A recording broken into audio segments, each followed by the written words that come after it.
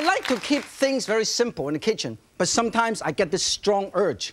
I would roll up my sleeve and really make something very special. Remember those days when college kids used to have goldfish swallowing contests? If they have tried my goldfish soup, I'm quite sure they will be a lot happier today. Now, here I want to show you how to do something truly, truly interesting and amazingly easy to do, even though it takes a little bit more time. Here, I have some shrimp. I'm going to take it over here and I'm going to make it into a little shrimp mousse, okay?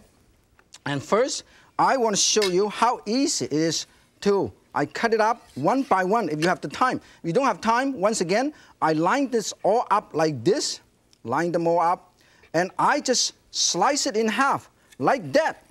Look at that. See how I do it? I'm going to put it right here. See that? Now, after I do this, I stack them all up and I cut them up into little chunks like that. And then I can either use 2 knives to chop it, or I use 1 knife to do it. Now, if you use 1 knife, you only have 1 knife, you can make a paste like this. You see this piece right here? 3, 2, 1, paste. Done, okay? If you want to have more fun, want to have some exercise, you hold on to 2 knives and you go like this.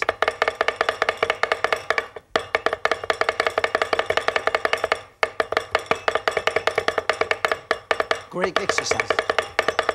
After you finish this, you would put this right here. You see how you transfer? You put this right here. And if you spill some water, make sure to clean it up. I purposely do it and show you. Always clean up at all times. Because I'm washing my cutting board right here. You see I got some stuff over there. And then, look at that. I'm going to marinate this with a tiny bit of wine. Okay? And a tiny bit of cornstarch. And also a tiny bit of salt. Tiny bit of white pepper. And a tiny bit of minced ginger or ginger juice. And of course, a teeny tiny bit of egg white. Not much, just enough.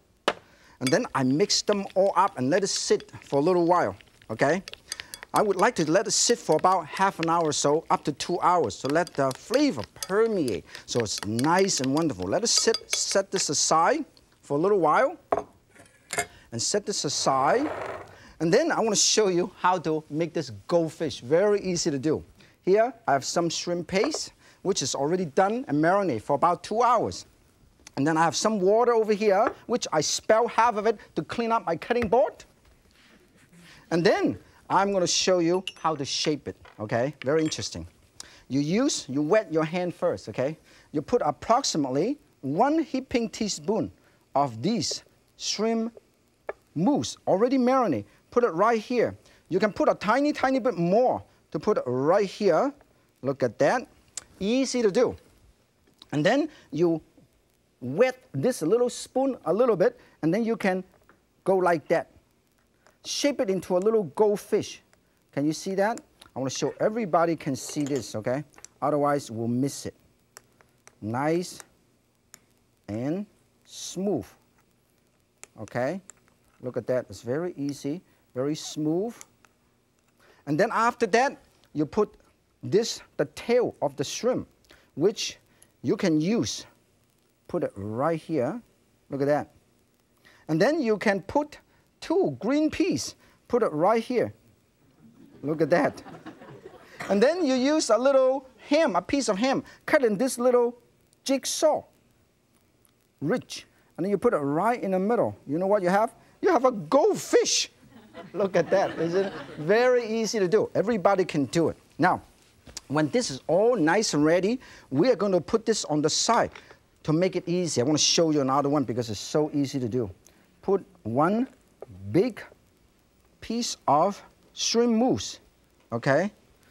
Make sure, now, when you do this, make sure you do not rush. When you rush, you're going to make very sloppy, lousy-looking goldfish. So slow down and enjoy it. When somebody rushes you, you said, slow down. Okay, look at that. Very easy to do. One more time. Everybody can do it. Once again, the tail, put it right here. And then 2 green peas, put it on the side. And then a little of these ham, cut it into ridges, put it right here. You have another goldfish. Look at that, it moves. When this is done, you put it all away, and then you are going to steam this, okay? All it takes is a few minutes to steam. We're going to steam it in this bamboo steamer. 1, 2, 3, 4. We're going to steam it for about 3 to 4 minutes. And then while you're steaming this, you know what happened? I'm going to build up the broth to make the broth and make it look wonderful and nice with all these garnishings, okay? I have a little knife here. Let me show you. In the meantime, I also have my broth boiling.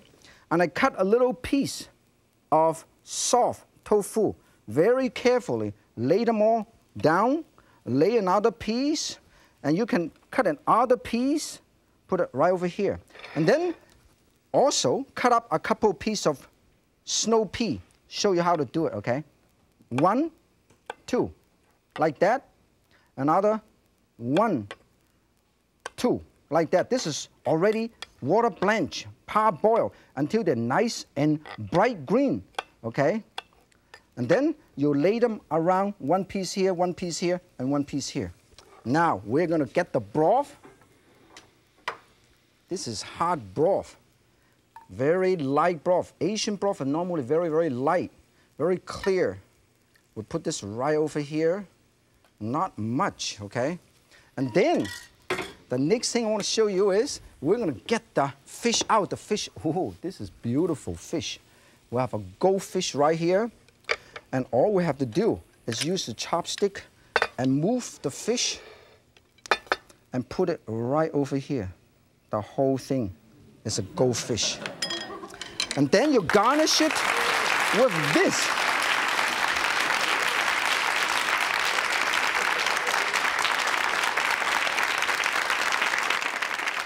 Our next showstopper, Beggar's Cornish game hen, which is adapted from the traditional classical Chinese dish called the Beggar's chicken.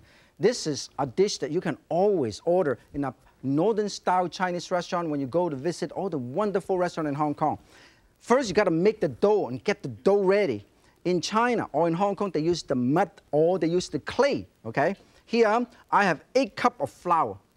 8 cups of salt. This is the easiest way to do to make your own dough. And then I mix them all up, and I add 4 cups of water. This way, give you a nice, firm dough. It gives you that consistency as well as heat conductivity, like a clay, and easy to do. And also, it's cleaner. You don't have to worry about all kind of clay mix. After you mix them all up, I don't know why, I always need dough. Look at this. I love dough. You see, it's already have a wonderful consistency. You just keep moving, and after you mix them all well, it doesn't take too long to go at all. This is how you can look at this. Improvise. The longer you knead your dough, the more it gets tough. Oh, let it sit for a little while, okay? We have done this, and let it sit. This way you get nice and even later. I'm going to let it sit here for a little while. And then I'm going to wash my hand. What a mess. Easy, done. Always make sure nice and clean. And then we're going to get this dough ready. This one has been restful about half an hour to an hour. And I put a tiny bit of flour here, extra flour, so when I turn it upside down, it won't get stuck. Okay? Turn it upside down, like that. Okay?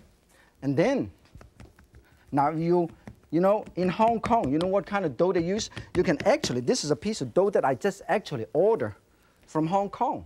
But I'm going to save it for you, to send it to you. And I'm going to use this for myself, okay? Here, I'm going to roll this out.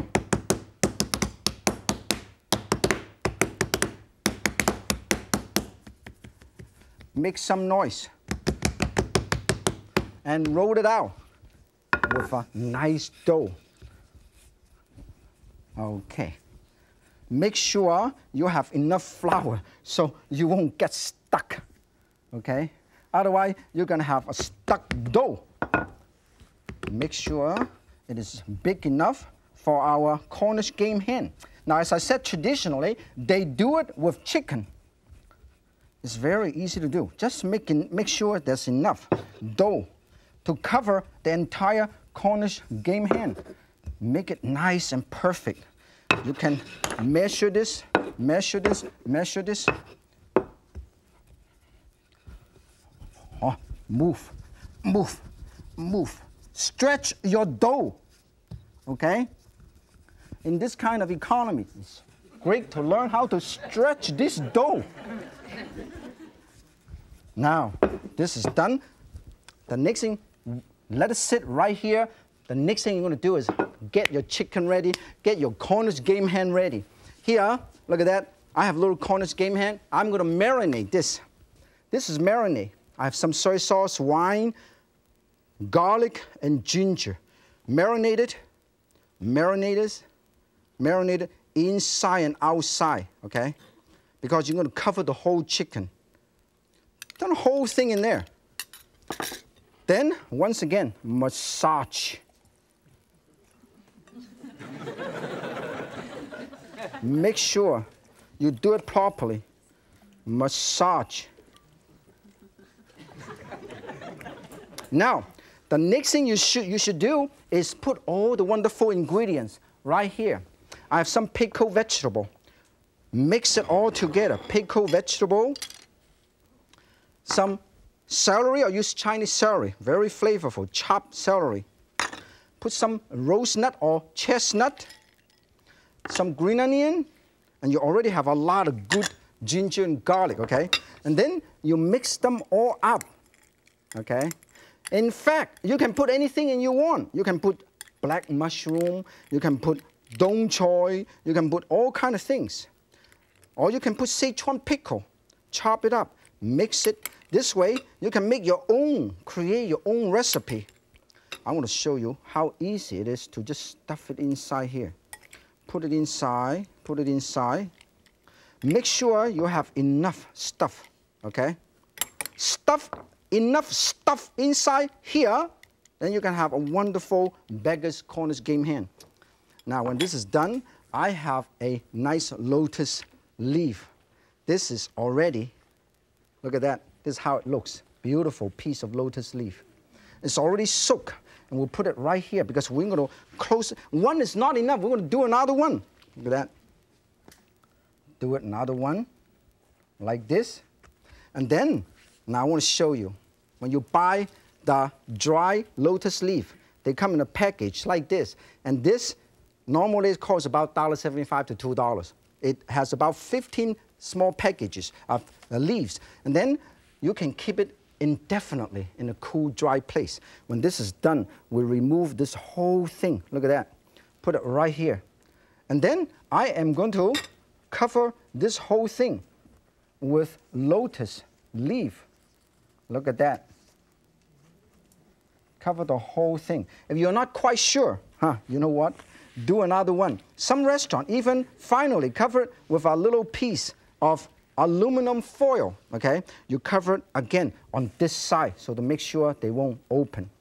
You open it up, cover this up, and then the next thing you do is put it right over here. Look at that. And then you fold this over here. Look at that. And then you fold this over here. And then you just seal the whole thing like that. Okay? Seal the whole thing. So the juice will not come out.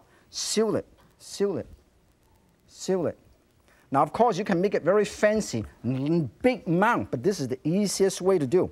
And after that, you slide this whole thing and put it right over here with a little wax paper, and you slice the whole thing like that. Oh, very, very careful. And you put it right here.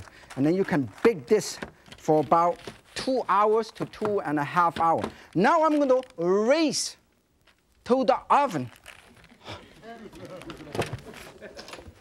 Ah, look at that.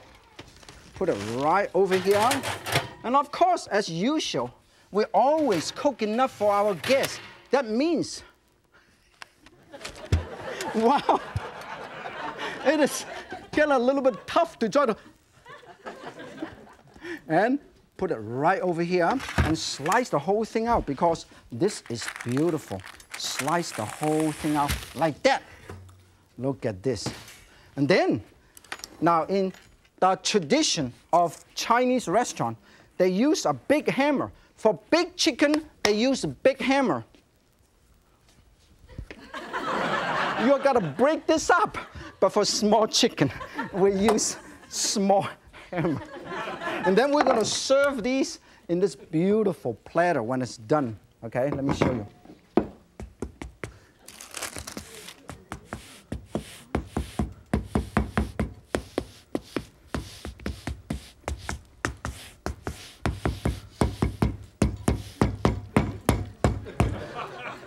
It's a lot of fun. First, you need a lot of dough. Now, you try to break the dough. When it's done, you can actually open up this whole thing. Look at that. Look at how beautiful. Oh, amazing. Wow, showstopper, see? And then you take this whole thing out. Let me show you. We're going to use a little spatula right here. And then put the whole thing right in here. Look at this. So when you serve, all you have to do is open this up, open this up, open the whole thing up. You know what you have? You have a beautiful homemade Beggar's chicken or Cornish game hen.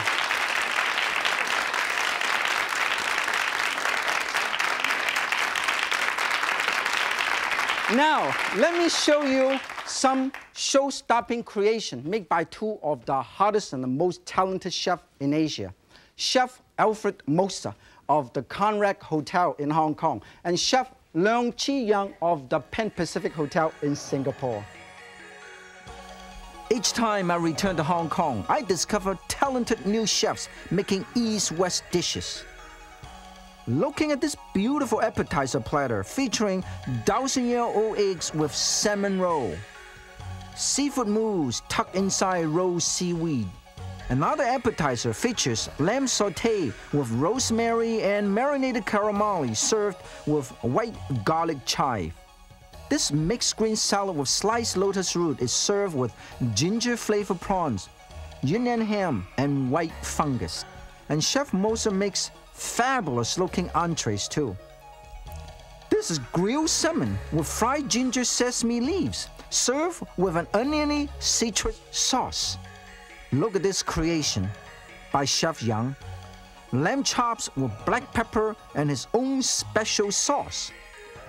And what about this incredible salmon roll omelet filled with minced chicken, shiitake mushrooms, and fresh water chestnuts? And finally, fresh prawns marinated in rice wine and deep-fried shrimp heads. This dish is so special, it has to be guarded by the 18 guards. These really are two very talented chefs.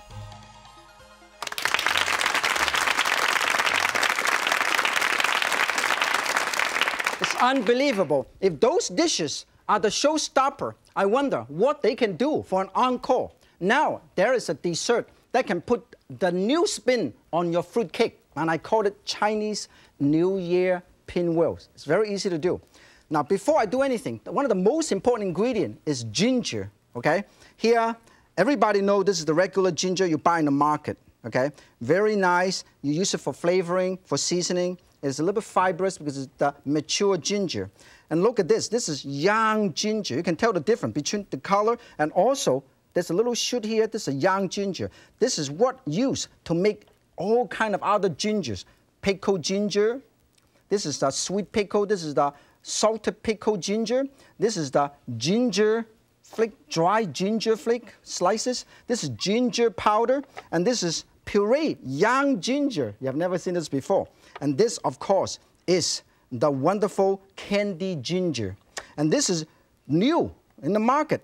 Candy ginger puree. You can use it like a butter, apple butter and things like that. In fact, most of these, the best ginger probably come from Australia. They have all kind of ginger and ginger product. And I use them all in a lot of dishes. Now, are you ready for the pinwheel? First, I'm going to get all the fillings ready. I have some candy ginger, mix them all up, and some candy winter melon, put them all here. Apricot, and of course some manju date. Put them all to a nice fresh date, and also a tiny bit of 5-spice powder to get that unique flavor. Some chopped roasted walnut, and of course some candy water chestnut right here. A lot of candy, Chinese candy, New Year candy. Mix them all up and set it aside. Okay, make sure they are evenly mixed. And then you set it aside. In the meantime, I will roll out our dough right here. Make sure you roll out this dough and use some egg white. This way, it will be easier to seal, and also all your filling would stay in there without coming out. Okay, this is nice and easy. Now, all done. And then we set it aside and we put all of this stuff right in here. All of this ingredient. Always use the chopstick, okay? Always use chopstick. Make sure, fold it out, put it all over here, and then you roll it up. Make sure it's nice and even. This is going to be wonderful. If you want, you can have some nice vanilla. Okay, put a tiny bit, mix it with, okay? You roll it up, roll it up, roll it. Roll it tight, roll it tight, roll it tight on both ends so nothing comes out, nothing goes in. Now, they are done. And you set this aside, and then you use a knife to push this, and you cut this right in half. Trim right in here. Look at how beautiful. The pinwheel, okay? Press it one, put it one right here. Let me show you. Let's put it right here so everybody can see better. Put this right over here. And then put this one right over here. Press it down a little bit, okay? And then put a teeny tiny bit of butter right here. A piece here, a piece here. And then all I have to do is go over to the oven and pick up the one that I have done for myself. And this is for you. And then when it's done, we are going to take this over there and we'll pick up another one right here. Ooh. Hot. When I said it's hot, it's really hot. When it's done, we'll put this over here and we'll serve these. Look at this. Very, very careful. Very, very careful. You put this right, New Year pinwheel. You have it beautiful and delicious.